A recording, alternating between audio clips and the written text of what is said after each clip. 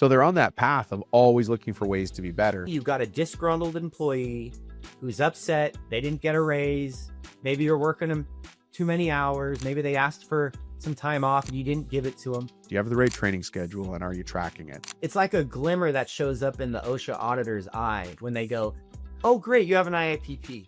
Nice job. I think what we miss, at least on our dashboard, is who is in attendance. I understand that's got to be a side document, but there's got to be an easier or more effective way to track who was there.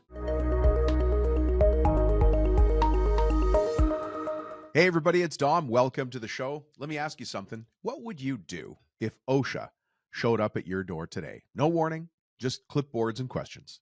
Now, for most contractors, that thought alone raises your blood pressure. I get it, right? You're busy building, installing, managing crews, keeping customers happy, keeping your crew happy. Safety paperwork feels like one more thing. So that's why I went and found Eric Wick from oursafetyteam.com. He's seen what happens when contractors ignore safety and what happens when you take it seriously. It can cost you a lot of money, but it also costs you people's safety and maybe lives. If you've ever thought, we're fine, well, this episode might change your mind or get you focused in the right directions and, of course, save you from costly and timely surprises. Look, if you ever have questions, just send me a text. I'll fill you in on what other contractors are already doing. In the meantime, let's get to the episode with Eric. We'll see you on the other side. Mr. Eric Wick, how are you? I'm doing well. How about yourself, Dominic? I'm good. It's so nice to be back with you again. You and I have had a couple of great conversations. I'm learning all about OSHA and the crazy stories you have to tell. That's right. It's got to be just a fun, exciting topic for your listeners, right? Let's talk about safety and OSHA. Yeah, although really, it is fun, interesting, and exciting. And we all want our guys to go home safe, right? Absolutely. Without safety, what else do you have, right? We'll get into it. We don't want people getting hurt at work. So listen, let's do this. I'm going to start by giving everybody we're going to paint a picture. And that picture is going to be painted with words. And those words are the life and times of Eric Wick. So let me ask you this crazy question. Eric Wick, who the heck are you? And how is it you come to be speaking to all these forward-facing contractors all over the world? Sure. Thanks, Dominic. Thanks a lot for having me. So I'm Eric Wick. I'm the founder of Safety Team Technologies. And we're a software company that helps blue-collar business owners, specifically contractors, home remodelers, kitchen cabinet manufacturers, and installers with their OSHA safety compliance. Nice. And yeah, it's a done-for-you solution. So, it's not just another way for you to have to spend a ton of time on safety. It's more of a solution that does it for you. Oh, great. So, Eric, anything that you can do that takes the thinking out of my head is something that makes me happy. 100%. And that was the feedback from 15 years of me out in the field dealing with clients that are struggling with all of these burdensome, they cause a lot of hassle, the safety compliance, all the hoops you got to jump through. Let's just find a way to make it easy so you can be compliant and also help your people. Yeah. So, sorry, what have you been doing for the last 15 years? Maybe go back to that. Yeah, sure. So even a little before that. So I graduated school not knowing what I was going to get into. Right. Thought I was going to be in finance. Right. It's all about, what's going on in the economy when you graduate and get out is going to dictate a lot of times where you end up. So after a few years of working out in the field as a sales rep, I ended up falling into the insurance business. I don't think anyone purposefully goes into the insurance career, right? It's like somehow you just fall into it. But it was a blessing in disguise, and I'm very grateful that's right. Okay. Yep. Oh, yeah. There's a lot of wonderful positives about working in the insurance industry, but we won't get into that. I had been spending, 15 years with these blue collar businesses, helping them minimize risk. Right. And what I learned early on is that there is no shortage of insurance brokers out there calling on blue collar businesses. Hey, can I quote your workers' comp? Hey, Can I quote your auto, your liability? I mean, if you're a home remodeling company, you've been in business for a while, you've got at least 5, 10, 15 or more employees. Those brokers know when your insurance renewal is coming up. Yeah. And they're calling you. I mean, you're getting 5, 6. Your phone lights up. Day. Yeah. Yeah. So to me, it's like, hey, I'm not going to survive or exceed to the level that I want and excel unless I come up with a plan to differentiate myself. And that's where I decided early on, I'm going to become an OSHA expert, and I'm going to put a hands-on approach for my clients to help them not only reduce injuries, but also be compliant with OSHA. Right. So I guess the important thing that I'm hearing is that, and I'm going to summarize this, but look for you to sort of argue with me or fill in the gaps, is that you're a real experienced guy. You've been out in the field talking to lots of shops, talking to lots of people that have remodeling companies and kitchen cabinet companies, and you've seen it, and you know what works and you know what doesn't. That's right. Well, okay. So I've got confidence in what I'm saying because I've sat in on probably right around 30 or so audits with Cal OSHA here in California, which probably is the strictest state when it comes to regulatory. No, not California.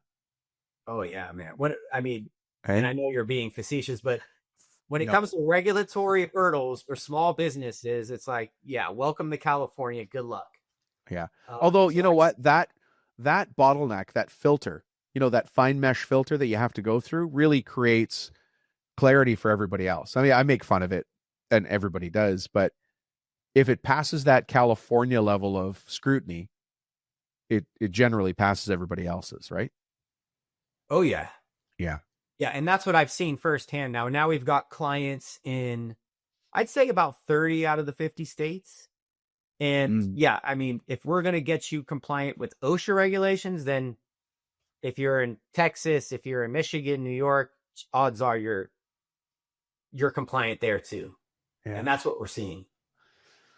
Yeah. And again, I want to state, I haven't talked to a business owner yet who didn't care about the people on their team.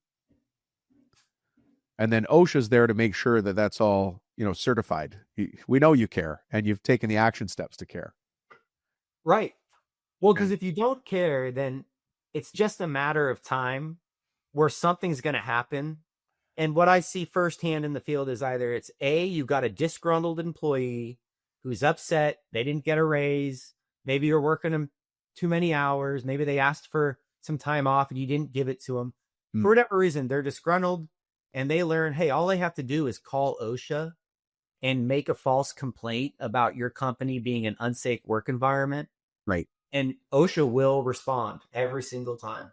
Every single time. There's no filter on, testing that somebody's kind of a, I'm playing the business owner's side, but there's no filter that this person might be a wackadoo. Well, OSHA can go into their system and see, does this company really even have a workers' comp policy?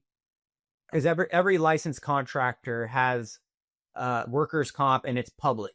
And so if the company doesn't even have workers' comp, they might not have employees. They probably could filter that out. It's like, oh, this is just someone calling because the company, for whatever reason, they want to cause them a problem. But if they don't even have an insurance policy in place, they're probably not even a legitimate company. Right. But almost every OSHA situation I've been involved with, it's like, hey, the employees just called, some employee called, they were disgruntled and they reported us for no reason at all, or maybe they did feel unsafe. And then the other situation is, you've got a recurring problem with employees getting hurt. And you've already probably experienced this skyrocketing workers' comp premiums, right? Which really hurt the bottom line. Or it's an employee just ended up in the hospital. And if they end up in the hospital and they get admitted, and so that means they're going to stay overnight, that's an automatic trigger for OSHA to come out. It was you and I talking about, what did you call it? The three-headed dragon? Was that you and I talking about that? Yeah. What's the three-headed? I thought it was such a brilliant way of summarizing this, but there's this three-headed dragon you and I were talking about that indicates it's a term that I came up with because now I've seen it enough times to where I bring it up to our clients. It's like, hey, you never want to experience the three-headed dragon.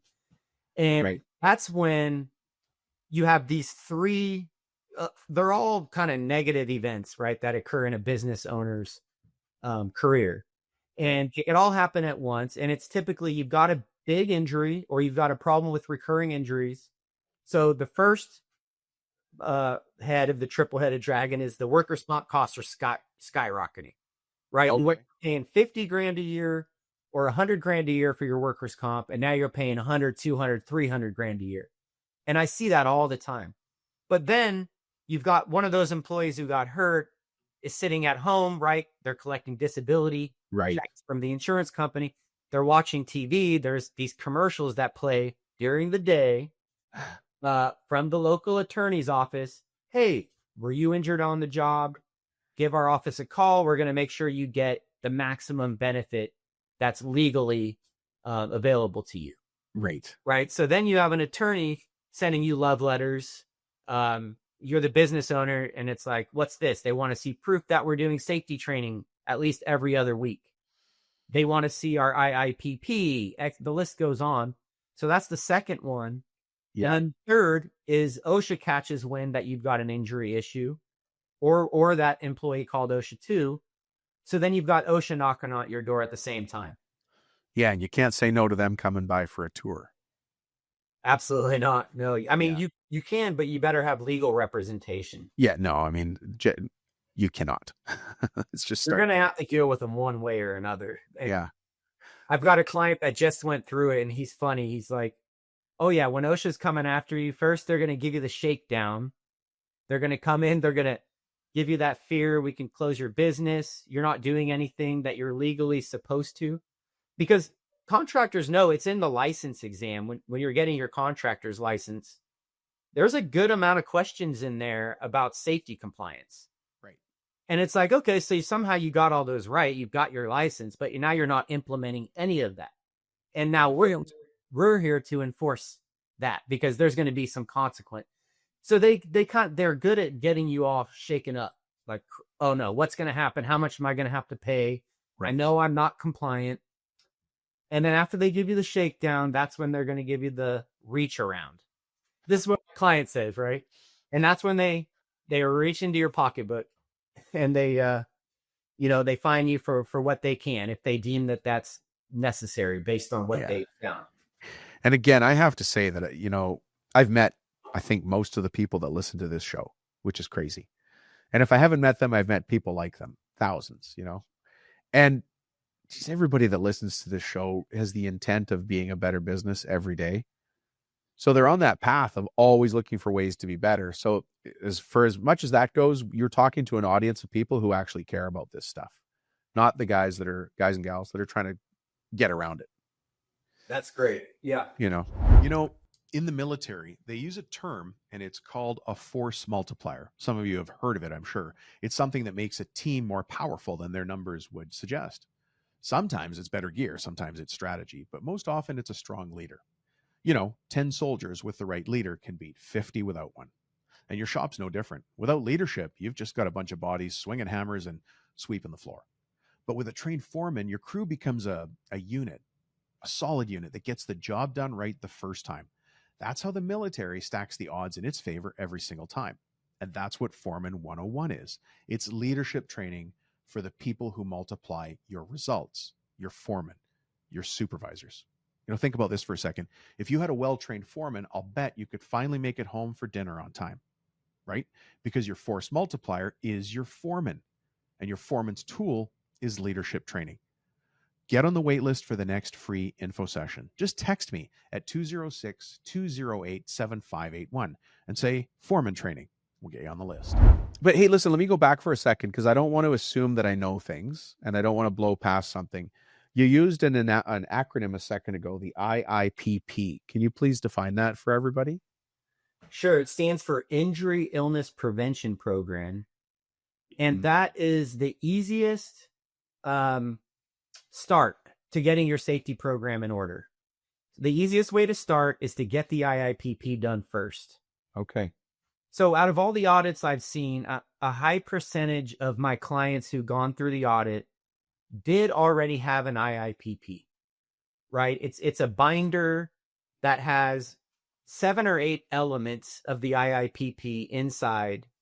But essentially, you've got to state, who at your company is responsible for implementing the IIPP, and then how you're going to implement it. We even, Right. oursafetyteam.com, our website, I have a free checklist. Anyone could go to our website and download that checklist. And it goes through all the elements of the IIPP and what you need to do to implement it and basically be fully prepared for an audit. Oh, great.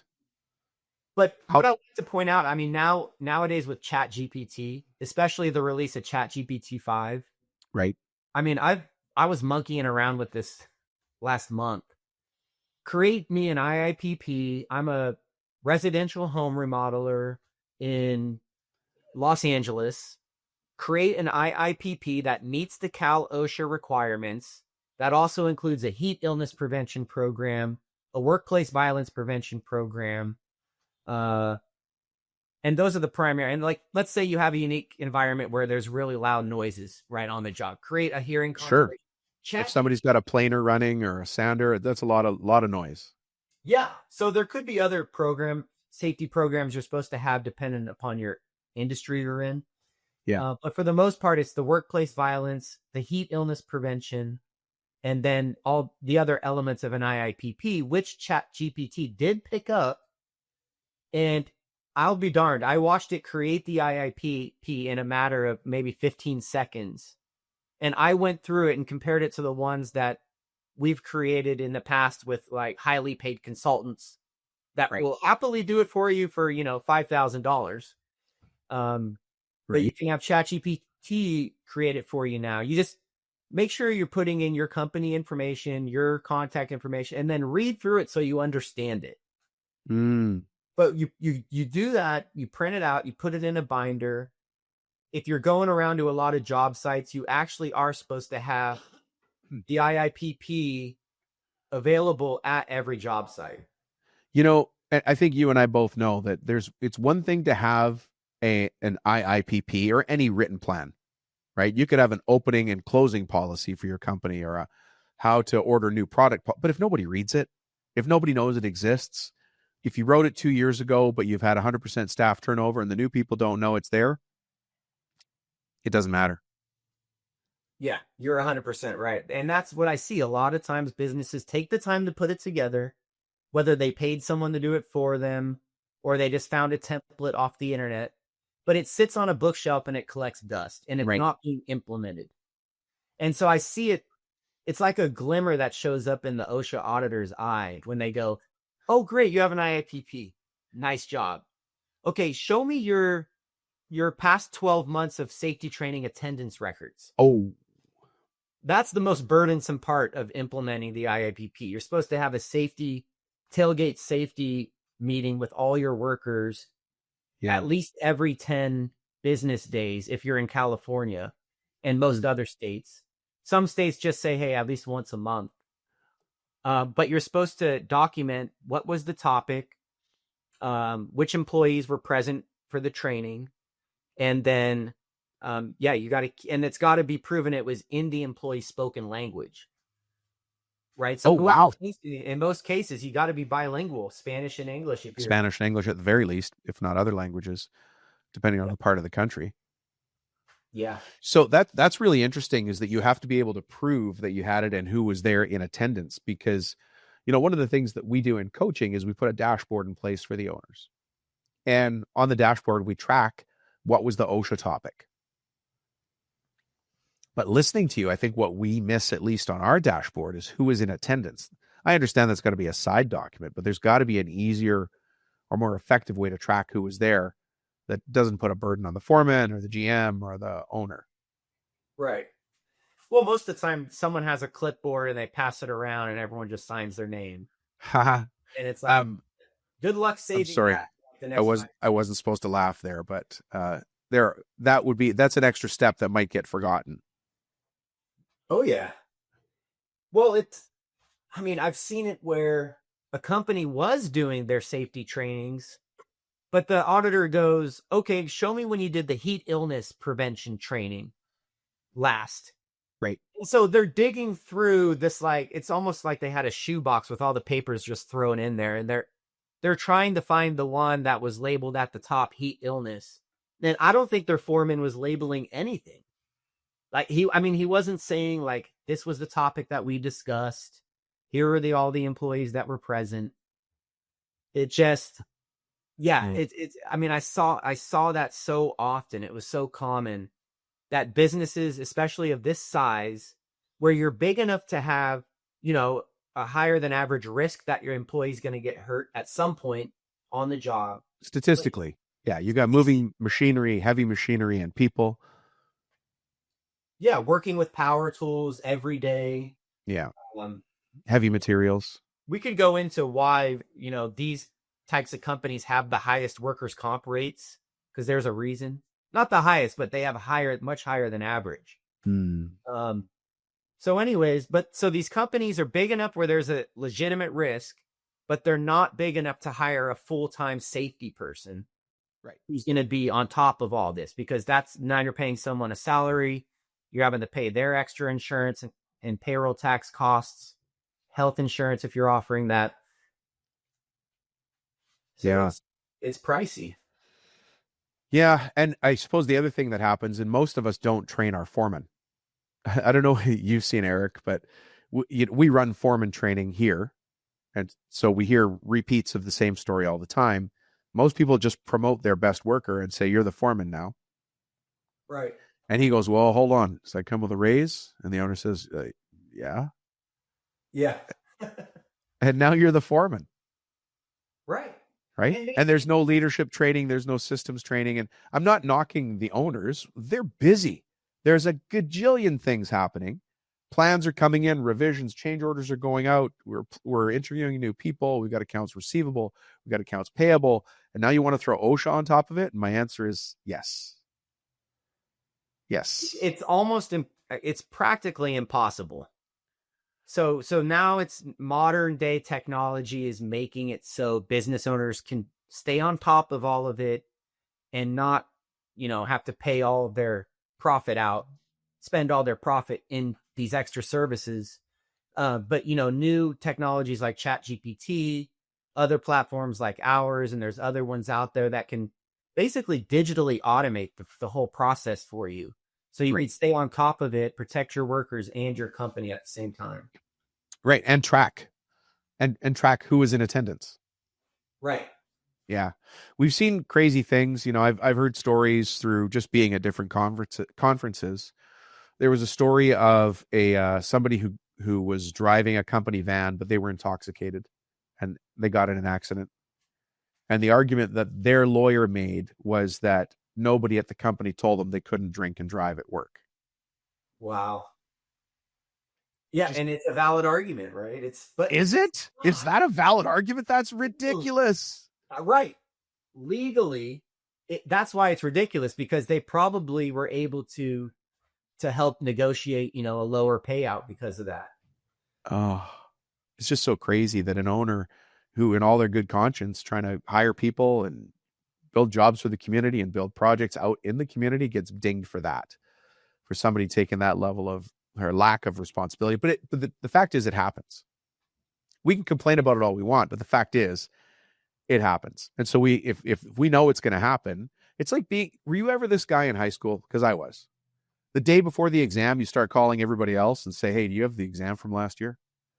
Oh, yeah. Well, right? Because I always wanted to know what was on the exam before I walked in. Yeah. Well, you kind of know. You know that OSHA at some point is going to come and visit your shop. And so do you have the right posters?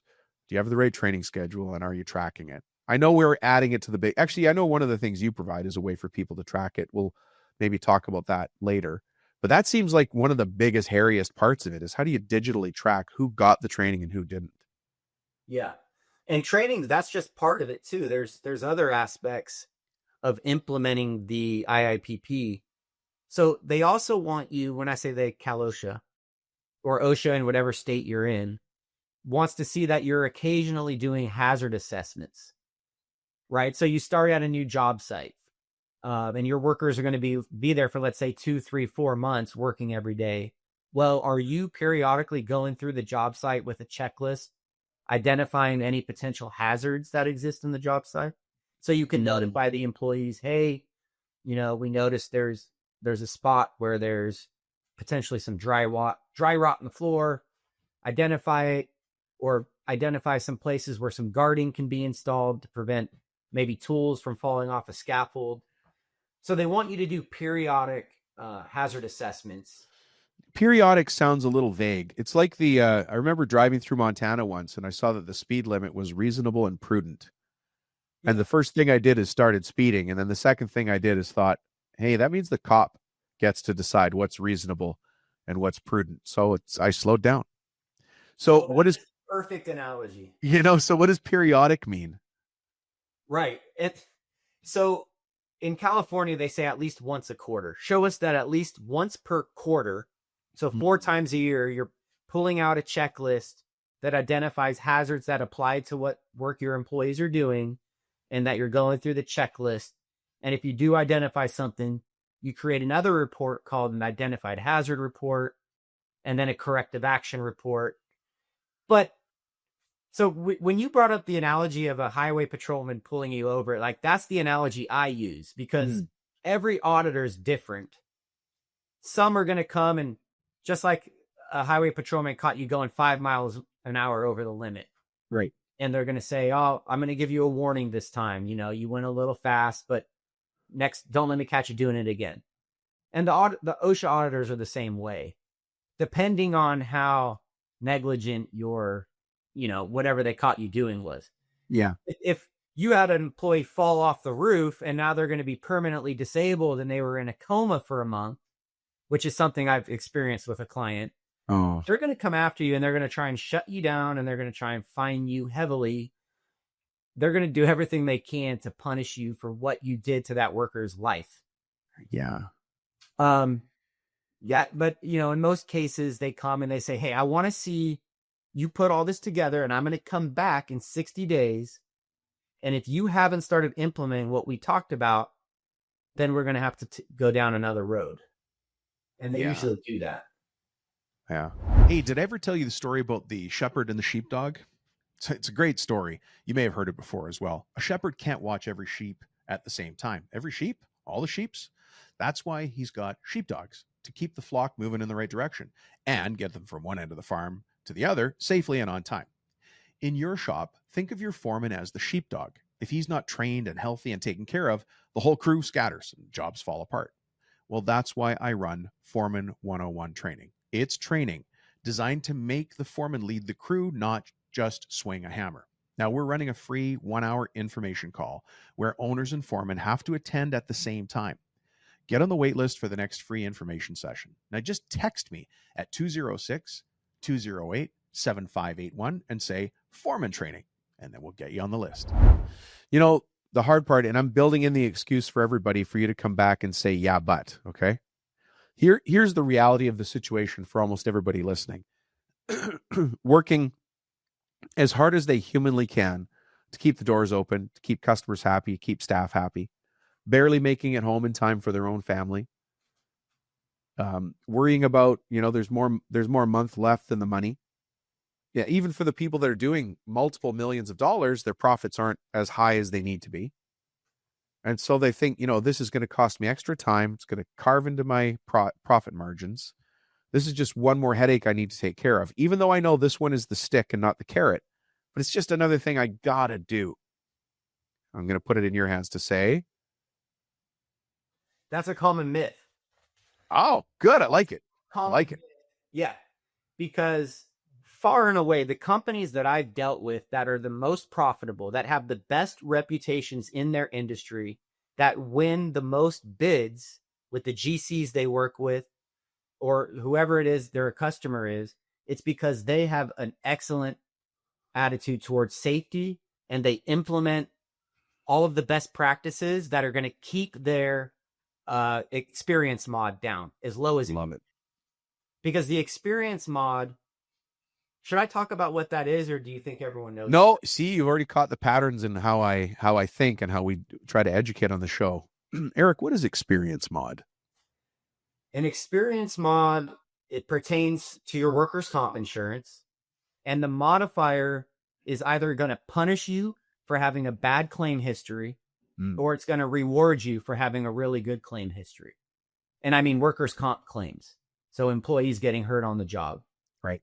If you have a recurring problem with employees getting hurt, your mod is going to cause you to pay exponentially more than the average competitor that you have in your industry. Everyone starts at a 1.0. That's assuming if you're at a 1.0, that means you've had the amount of injuries on the job that the state would expect for your industry. If you're a residential home remodeler, they're expecting you to have some injuries here and there, right? Let's say you've got $1 million payroll. They're expecting you to probably have $40,000 in claims per year. Okay. Maybe it's less, maybe it's more. I'm just using that as an example. But if you have 100,000 in claims on average per year, then your mod is going to go up significantly. Sure. And when your mod goes over a 1.25, which means you're more than 25% riskier or higher in average claims than your average competitor, then you go on the OSHA high hazard employer list, which means there's a higher likelihood you're going to get audited. And for a lot of general contractors, they will no longer allow you to bid on their jobs once you've gone over a 1.25. Right. So you're paying more for insurance. It's going to hurt your bottom line, right? It's going to make you have to increase your bids so you can pay your insurance and still be somewhat profitable. And so it's given you a great disadvantage. And so if you were doing, let's say you're implementing all the best practices, safety trainings every week, some companies even do them every day. Yep. Hazard reporting, incident reporting, hazard assessments. And let's say you can just eliminate one claim. Well, over the course of 3 years, which is how long each claim stays in your experience. Yeah, because it sticks with you for a while, doesn't it? It sticks with you for 3 years. Yeah. So if the average claim is going to bump your mod up by, let's say, 40 or 50 grand a year, your insurance premium. And based on all the average size of the claim, and the average amount that it's going to hurt your mod, I'm still basing this off of around $1 million in payroll. You're going to end up paying close to double in an increased insurance premium compared to what the carrier actually paid for the claim. That's a crazy amount. Yeah. I mean, the insurance makes sense if let's say you have $1 million claim. You know, they're not going to pass all of that on to you to pay back. Right. But when you're having claims in like the $10,000 range to the $100,000 range, for an average size contractor, let's say you have between 2 and 20 employees or 2 and 30 or 40 employees. That's a lot of what I'm saying kind of pertains to those size companies. And that stuff can creep up pretty fast. Right. Like one guy hits his thumb and it's pretty bad, but it's okay. He's back to work, but that's a claim. Yeah. Somebody else cuts themselves. Time claims that are going to affect you the most. Right. But the trend of those things happening adds up. Yes. That's right. It starts to ingrain itself in your company culture, right? You can have one employee get hurt who starts talking to the other employees who are his buddies, is like, hey man, I just said that, I injured my back, which I did a little bit, but now the doctor keeps telling me to come back, right? Because the doctor is making money. The insurance company's sending him a check every other week for his disability because he can't work. And over time, they're like, am I motivated to go back? I mean, this is kind of nice. Yeah. So I'm just going to keep saying my back hurts. And then, like I was saying, they tell their friend Jose, or John at that worked with them, hey, this is what I did. And now I don't have to work and I'm still making close to 70% of what I was making. But I'm home anyway. Yeah. And the problem got really bad not that long ago when doctors were still prescribing opioids to anyone and everyone that said they had pain. So a lot of these workers' comp cases turned into, those people are never going back to the workforce because they were just a little hurt, but they were sitting at home. The doctor gave them some Vicodin or whatever opioid it was, and they ended up getting addicted to it. So now they're finding ways to manage their pain so that they could stay on the opioids and not have to go back to work. Yeah. And the workers' comp claims adjusters would see once that it's in their medical report that the doctor prescribed them an opioid, they would triple the reserve of the claim. And just, it's a common understanding, unspoken, that that employee's never coming back to work. Wow. It's interesting how those soft things, unless you were listening to this episode or watching this as a YouTube, you just would not know that was happening. But those are the soft clues that we see. And, everybody has them in every industry. Yeah. And so, sorry, I think this part of the conversation started by you saying, is it worth it? Right? I'm already doing 1,000 things. Oh, no. I wasn't saying, is it worth it? I'm just saying that now you want me to do one more thing. Right. Because I'm already overworked. I'm already underpaid. I'm already being pulled in a million directions. And my answer is yes, it is worth it. Yeah. Sorry. That was one claim. That was basically what I was getting to. I think it was long-winded. If you could prevent one claim, then the ROI on whatever you invested in doing your safety trainings and your hazard assessments is going to pay off 10,000%. Yeah. There's one thing that you can see in the market just by walking around. Let's say you go to a GC and they're a serious GC, they're a serious builder, and you're on tour and they're like, hey, stop by. We're going to do our meeting today. And you realize they do everything by the book. There's an agenda. They take attendance. They follow a strict protocol on how the meeting happens. They talk about safety, and then they talk about the other things that they need to talk about for the job. And you think to yourself, well, of course they can do that. They're a big company. I'm just a little guy. I can't do that.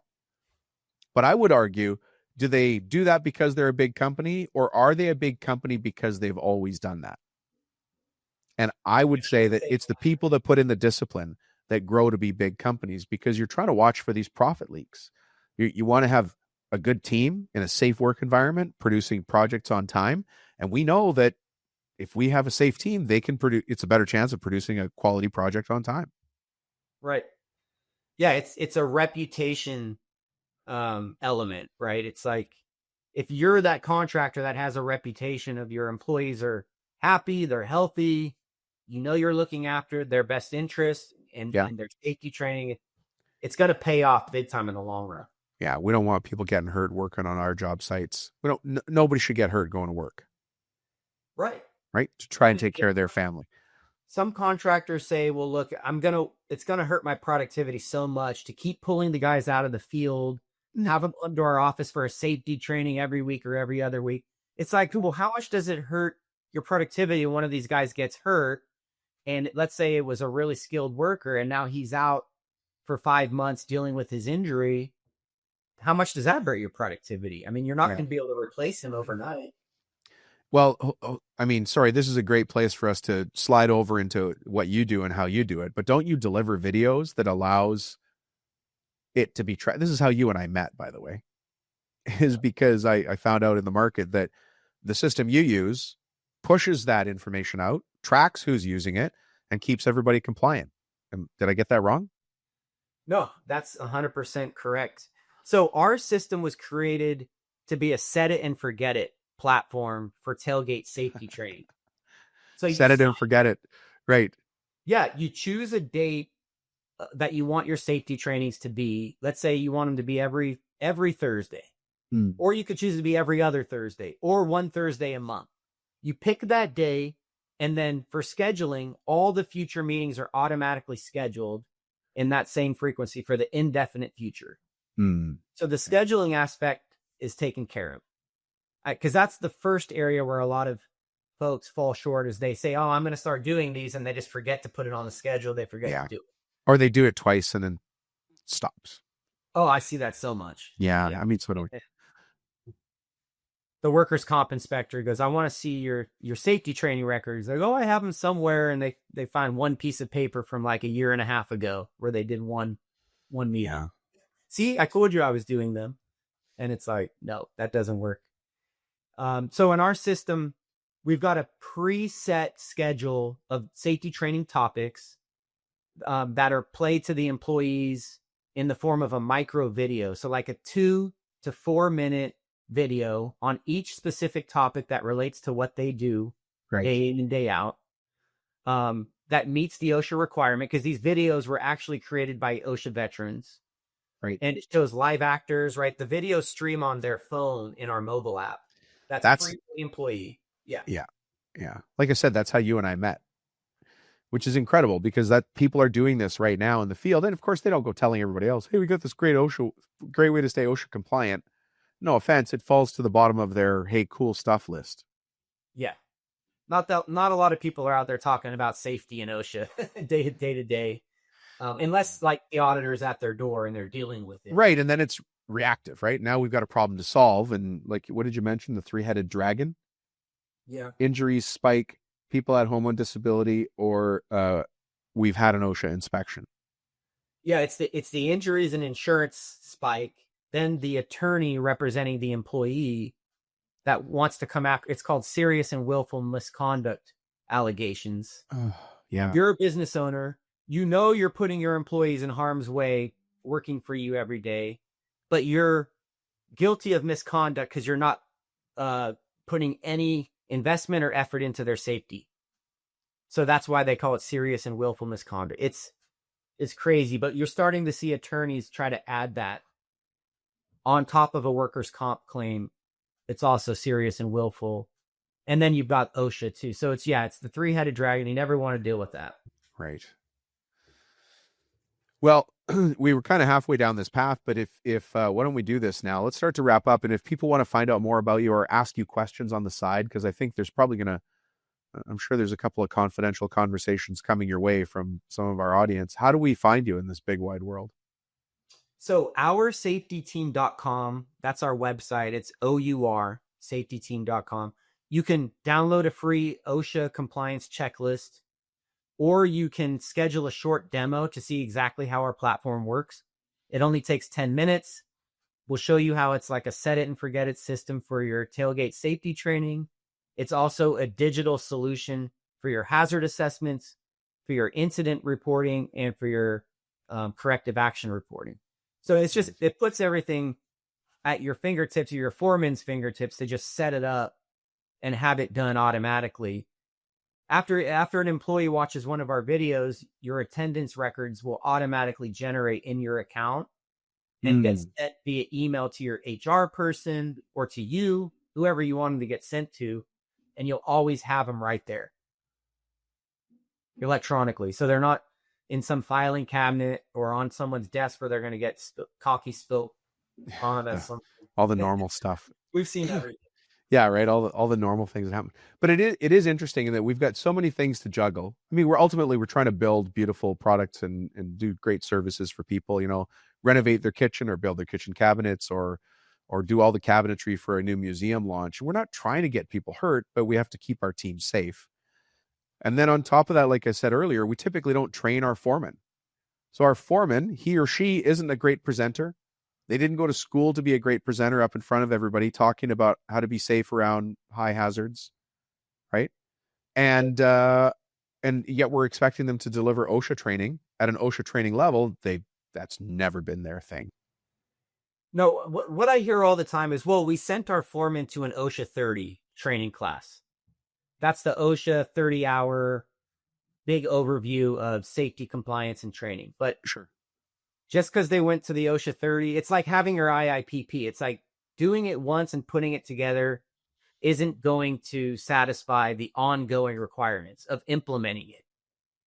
It's like, okay, he went to OSHA 30 5 years ago. So let me ask the question that a couple people are going to ask here. And Eric, if you don't mind me using your system as the example. Yeah. You're pushing these videos out to me every second Thursday. They're all OSHA compliant, but how do you know that Dominic Rubino looked at it and paid attention to it? Right. Two things. So the employees are given a 48-hour window to open the app, watch the short video, sign their name with their finger that they watched it, and then they take a short quiz. It's 5 multiple choice questions, and it's a gamified quiz. So there's a leaderboard, and the employees get points for every correct answer. So over the course of time, all the employees can see this leaderboard in the mobile app. I mean, it's a psychological fact. Nobody wants to be at the bottom of the list, right? No one wants to be the guy who can't answer a random safety question.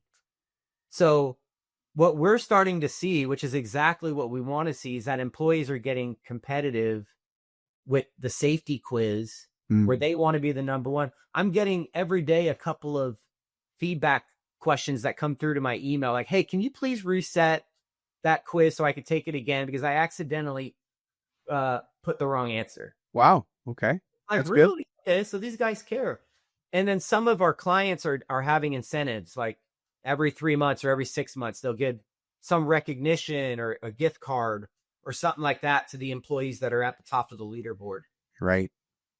I can see that. So that is, that makes it easier for your foreman. If I've got 3 guys on the crew, just because it's easier to talk about, Andy, Bob, and Charlie, and Charlie never signs in, never signs off, never watches the video, I don't have to worry about talking to Andy or Bob. We know that they do.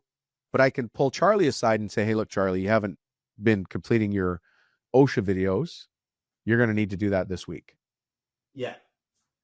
And so now it's management by exception with facts. Like I can go straight to Charlie and say, we know you didn't watch it and we know you didn't sign. So, you know, obviously say this in the proper way, but can you please do that this week? Yeah. And our system does that. So each employee, once they've watched the video, there's a digital record of exactly when they completed the video and their name is on the attendance form. And that form is automatically sent to the admins and they get an email from us saying, here are the employees who still have not completed the training after 24 hours. So that gives the admins, the foreman, whoever you have added as an admin in your account can go to those employees and say, hey, Dominic, look, you still haven't watched the video. It's a 3-minute video. Just please get it done. It's for you and for us. Safety, it's a two-way street. Right. Right. Listen, we know what happens. They all wait to come to work to go to the bathroom, so they get paid to do it. You might as well watch a video and get paid to do it. Right. Right? Oh, yeah. Do it at work. Watch it before you get to your station or start on the job site. Yeah. Eric, that's fantastic. Now, listen, you had also suggested something under the IIPP that was on your website. Is that one of the downloads that you already spoke about? How does that relate to this? Well, the OSHA compliance checklist has, so one of the first elements of the compliance is the IIPP. So our checklist that you can download will tell you what are the elements of the IIPP and what do you have to do to implement the IIPP. Yeah. And all the other basic things, like you should have a first aid kit available, right? Right. You should have the OSHA logs. So it's like every year between the months of February and March, you're supposed to print out an OSHA log and write down what were the injuries that happened over the past year. So your employees can see, right? So you're supposed to make it public to your employees. So post it up in the break room. You could, that so-and-so employee got hurt. This is how they got hurt. And they want, that's probably the OSHA log. Just for fun, Eric, just while you were talking, I went to your website and downloaded the doc. It took 0 seconds to download the Oh yeah, pretty easy, right? It took 0 seconds. And that's just a free resource. It's like, yeah, but it's great that it's here, right? Core safety program requirements, OSHA logs, training documentation, hazard communication, tailgate safety, first aid and emergency controls, heat illness prevention program. That's a California thing. Oh yeah. Do they have a cold injury one for Minnesota? I believe so. North Dakota? Yeah. Yeah, I believe so. Yeah. Probably. Eric, thank you so much for being on here. I really appreciate it. And like I say, that you and I met because of a mutual client, let's say, who's using you and raves about it. So I appreciate that. Dominic, it's been a blast. I've had a lot of fun chatting with you about safety. Hopefully some of your listeners found it somewhat worthwhile. I'm sure they did. They care. They all care. All right. Thanks, Eric. Have a great day. We'll talk to you soon.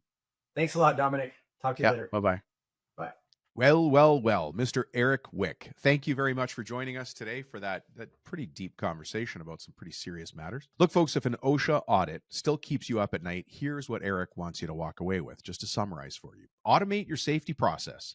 You don't have to reinvent the wheel. You don't just don't need to have a policy. You need to use technology to track meetings, hazard assessments, what I have in my notes here, attendance, keep your paper trail ready.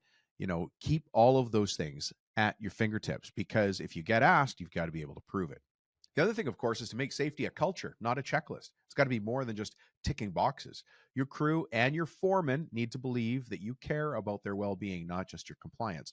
For those of you who have been in our foreman and supervisor training, you'll recognize that doing this properly and communicating with the team and having the right tools to do that is a big part of it. If you ever have questions about putting your foreman into our foreman training, get in touch with me and let me know.